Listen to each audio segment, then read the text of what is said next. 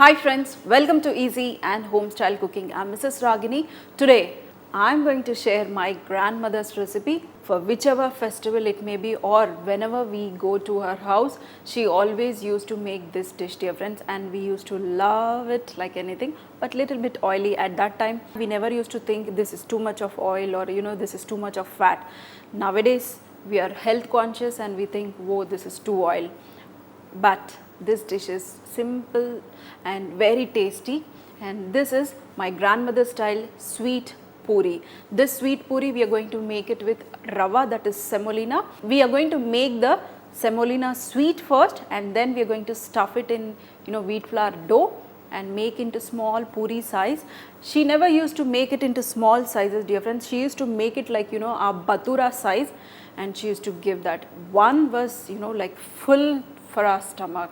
So today we are not going to make a big puri, we are going to make a small puri size, and we are going to deep fry this simple sweet rava puri. So to start off with, here I have some ghee.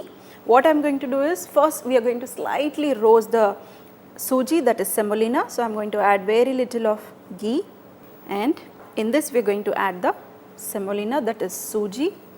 We are not going to roast this too much, slightly we want the raw flavor to go, so we want slight color. So friends, here you can see the semolina is slightly got color. Now what we are going to do is, in this itself I am going to make the sweets. So I am going to add some water, very slowly add the water. If you are not comfortable this way, you can first boil the water, then add the semolina, dear friends. This should be slightly soft, so add this water. Also some cardamom powder for flavoring, and we are going to cook the suji first. I am going to wait for 2 minutes. I am going to cover this with a lid, and we are going to cook the suji. So friends, always your suji needs to cook before, then you can add the sugar. If you add the sugar first itself, then the suji won't cook. You can see this is cooked, and now we are going to add the sugar. So as per sweetness, you can add the sugar. We are going to cook this for another 3 minutes till we see the sugar has dissolved and this becomes a nice lump. Here you can see our suji sweet is ready. So what we are going to do is, we are going to rest this for some time, and then we are going to make small balls and stuff it in our wheat flour dough. Here I have the wheat flour dough which I already mixed it and I kept it ready.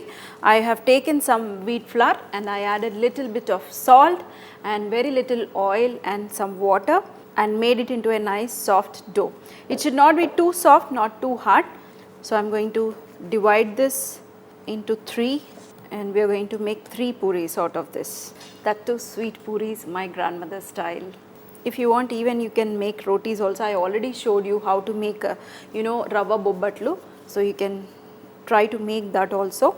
I am going to rest this for some time, and then we are going to start stuffing it and making it. So friends, here our sweet mixture is ready. It's rested for some time, and here I made it into balls, and what we are going to do is, we are going to take the wheat flour dough and press the edges, and center needs to be thick, and take the sweet mixture and seal this. Always the stuffing needs to be little bit extra, dear friends. You need to seal this perfectly, otherwise when you drop it in oil, it may absorb lot of oil. So always be careful and seal it perfectly.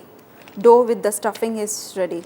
Now what we are going to do is, just take little bit of ghee to a plastic wrap and take this and slightly press it with your hands, or you can take a rolling pin and roll it. Very gently you need to roll it.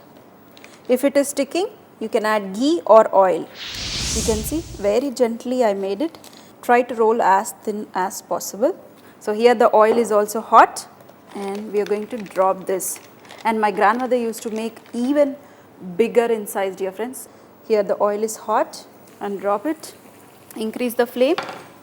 If you have pressed it perfectly, it will puff up. See? Yes, it's puffed up. And other side also. Just for a second you can fry it and remove onto a paper towel. When this is in oil itself, this will puff up, otherwise afterwards this will become tus. You can see, nice and simple. Wow. It will be nice and sweet. I'm going to make one more, then I'm going to taste this. So friends, here is my grandma style puri, that is sweet puri, all ready. Even this tastes yummy when it is rested and when it is, warm also. This will taste yummy, and you can see the stuffing inside. This will coat each and every part of your, puri. Nice amount of halwa inside. You can have it anytime, dear friends. Warm, hot, cold, simply superb. I hope you enjoyed this very simple dish of making sweet puri, my grandmother style. If you like it, make it, share it, and also feed your family fresh food. See you in another session with some more recipes.